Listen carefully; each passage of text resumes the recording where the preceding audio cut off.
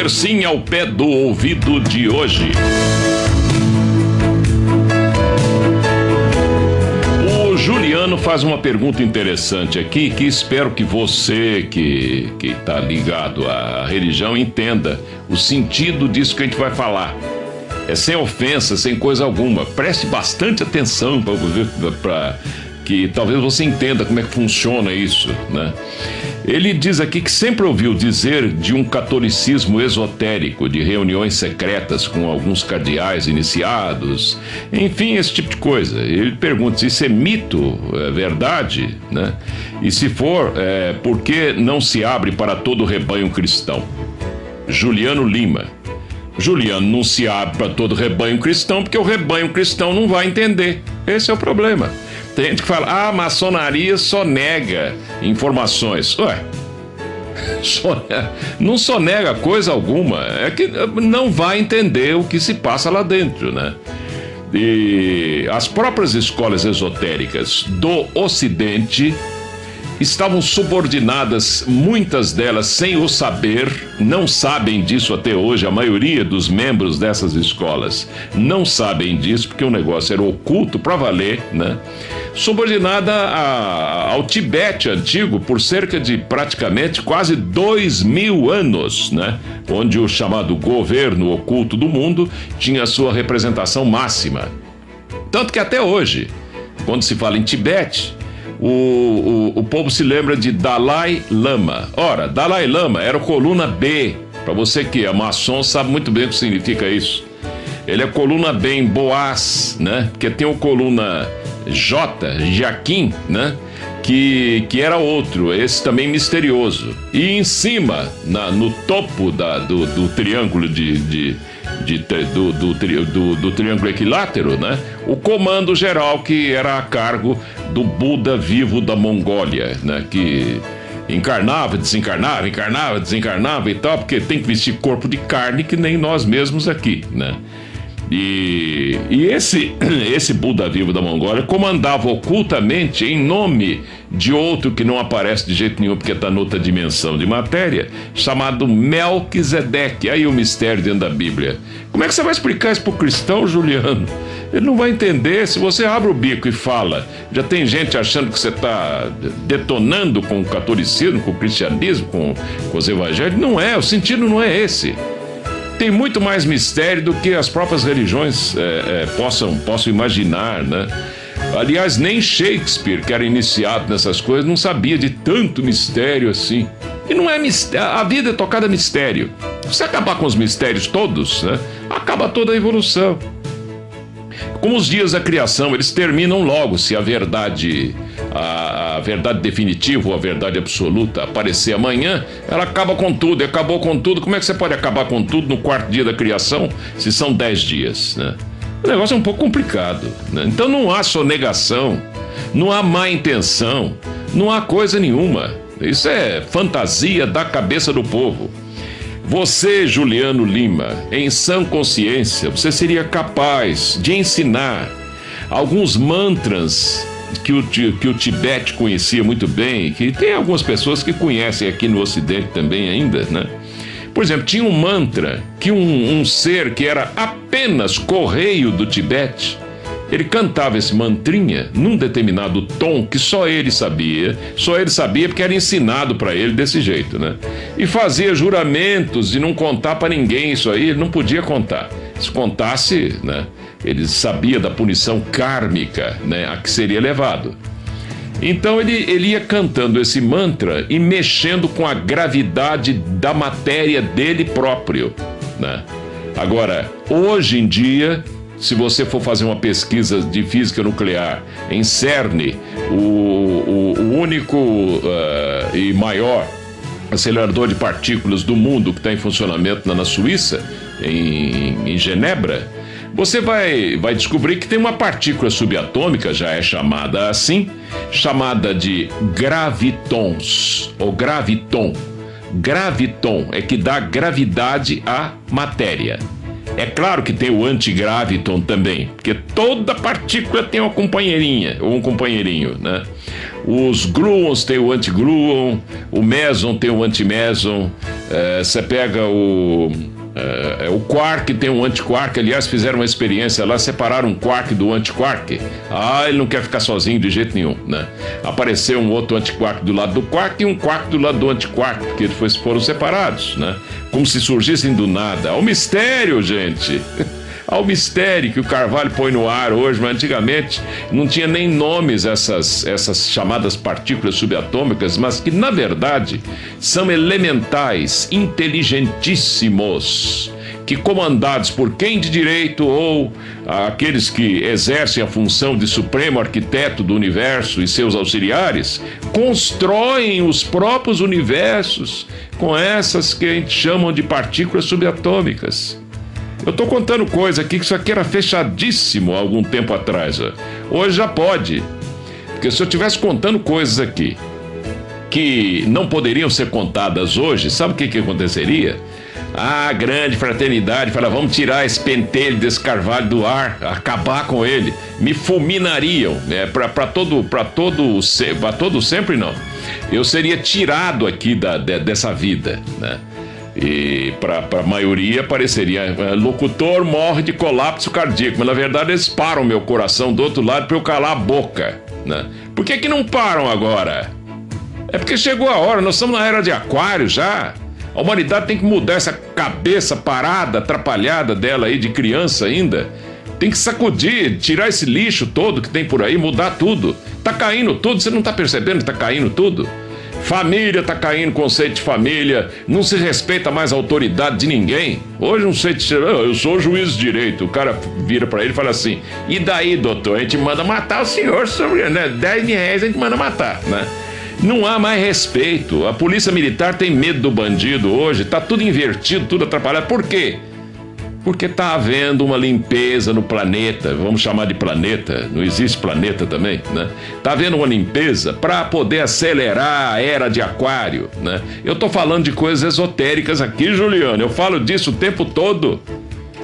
Se o que eu falo não é esotérico, Deus me livre do que é esotérico então, né? Agora sim, vamos tentar falar um pouquinho daquilo que você perguntou. Tudo que eu falo aqui é esotérico. Vê se você acha em livro por aí. Eu vivo recebendo e-mail de gente querendo que eu passe nomes de livros que tenham essas coisas. Não tem, né? Você tem sociedades iniciáticas por aí, escolas iniciáticas, que têm conhecimento de sobra para passar. Muitas vivem de tradição, outras têm conhecimento do presente e do futuro. O caso da Sociedade Brasileira de Eubiose, cujo nome anterior é a Sociedade Teosófica Brasileira, que veio dar continuidade ao que Helena Blavatsky ensinou. Veio ela própria, mas os próprios membros da sociedade dela não reconheceram o professor Henrique José de Souza como um sequenciador daquelas ideias, daquelas coisas que a Blavatsky contou. E a Blavatsky não foi entendida até hoje, Juliano. E os livros dela estão aí, Juliano, não tem nada sonegado, não. Vai lá na editora Valdomiro Lorenz, é a edição da revista Pensamento, da editora Pensamento, né? Lá no centro, na Rodrigo Silva, você compra lá, Doutrina Secreta. Eu engulo os 6 livros da Blavatsky se você entender o que está escrito lá. Ou então, se você passar para um religioso aí que você está falando que é a sonegação, né? Eu engulo os livros, tudo, ainda engulo umas 2 Bíblias junto também, mais esse microfone aqui, engulo tudo se entender. Não dá para entender porque falta a chavinha para abrir o mistério. A Blavatsky não era tonta o suficiente para deixar tudo tão às claras, né? Então ela chama de vários nomes uma coisa só, é para confundir as cabeças mesmo, porque do jeito que ela falou, ela já é considerada a mártir do século XX, porque ela morreu no século XX começo, né? E nasceu lá no século XIX. Blavatsky era uma espécie de avatar de saia, avatar a mulher. Chegou a hora das mulheres participarem também desse mistério. Uma espécie de messias ou com messes, uma missão muito grande de abrir a cabeça, principalmente do americano do norte, que todo mundo já sabia, era coisa marcada, que iria dominar o mundo materialmente e espiritualmente falando. Mas falta ao americano ainda hoje, apesar que já melhorou bastante, né? Falta ainda ao americano uma ideia melhor do que seja espiritualidade, essas coisas que a gente comenta aqui que tem repercussão. Eu, se for aos Estados Unidos, né, e começar a pregar isso lá, eu posso ir pra cadeia lá nos Estados Unidos, entendeu? Porque o pessoal já pensa, esse cara quer levar a gente pro inferno, entendeu? Agora imagine a Blavatsky no século XIX pregando essas coisas na Sociedade Teosófica Internacional, mesmo que o Einstein tenha lido Isis Sem Véu e não tenha entendido também. Agora, Juliano, como é que sonega, né? Se o Einstein não entendeu, porque faltou ao Einstein as chavinhas, quando no livro Isis Sem Véu a Blavatsky fala que tudo é relativo, né? Do 1 para baixo tudo é relativo, porque guarda relação com, né? O 2 tem relação com o 1, né? 2 não é 1 e 1? Então, guarda relação. Então, portanto, o 2 é relativo. E daí para frente tudo é relativo. A única coisa que não é relativa é o 1, na numerologia do Pitágoras. É uma coisa muito lógica. É lógica do Aristóteles. Mas a pessoa não entende isso, não adianta. Pode ficar malhando, pegar um machado, abrir a cabeça da pessoa para tentar enfiar isso. Não resolve. Agora, você fala aqui se é verdade que houve um catolicismo esotérico. Houve. Não há mais, essa é a verdade. Houve sim. Houve gente muito importante participou disso aí, viu? A gente tinha religiosos aí ligados ao catolicismo, frequentando, por exemplo, maçonaria, que nunca foi coisa de diabo, coisa nenhuma, né? Entende? A minha avó mesmo me ensinou que eu devia passar perto de uma loja maçônica lá em Lavras, né? Hoje eu tenho grandes amigos lá. Eu devia virar a cara pro outro lado, né? A igreja protestante eu não podia nem olhar, porque na família católica, como é que eu ia olhar para a igreja protestante que eu podia ir pro inferno também, né? Cresci nesse ambiente, a mesma coisa, né? Só que a minha cabeça, aos pouquinhos, eu fui lutando daqui, dali, tá, para tentar abrir. Eu ainda tenho, talvez, alguns resquícios, né? No catolicismo há um budismo esotérico. Vamos falar disso aqui que você pediu, ó. Em algumas religiões importantes, não todas, claro, como o budismo, por exemplo, há um budismo para o povo. Esse é o budismo, religião para o povo, e um budismo esotérico. Por exemplo, o companheiro de Helena Blavatsky, o coronel Henry Olcott, né? Ele era do budismo esotérico. Blavatsky já não era.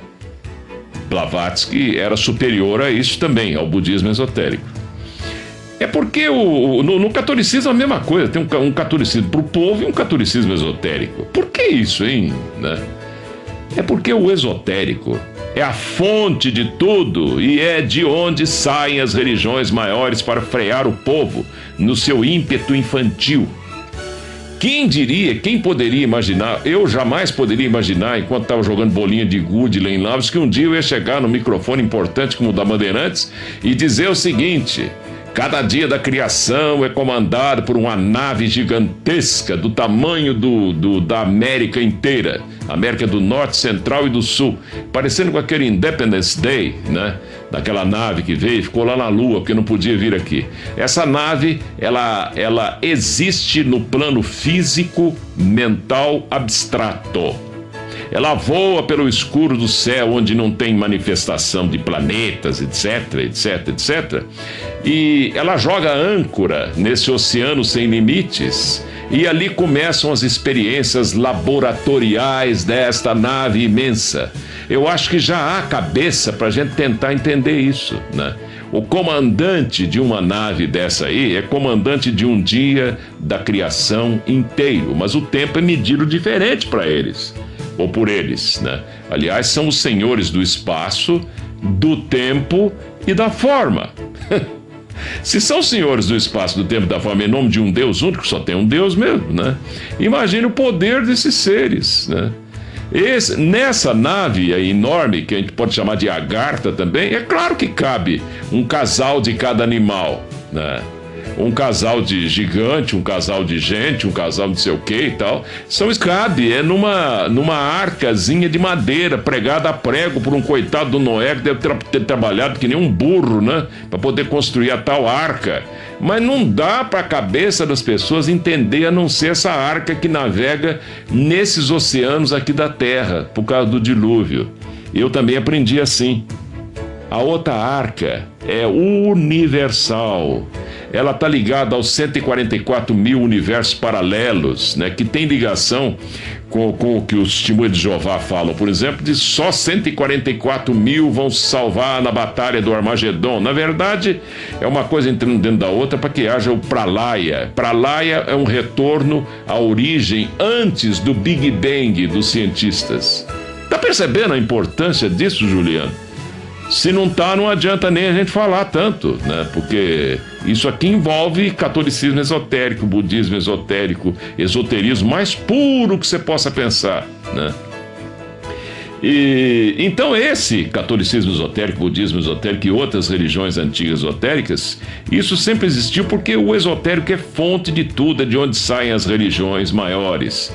Por exemplo, desse esoterismo todo aí sai a filosofia esotérica, as religiões esotéricas e saem também as religiões esotéricas, que é chamada de Gupta Vidya, ou iniciática das idades, né? Se você lê o volume 2 da Helena Blavatsky, A Doutrina Secreta, é difícil de entender, mas se você, o simbologismo universal, ela vai fazer rasgados elogios, por exemplo, a um grande químico inglês chamado 19, se aproximava das ideias, né?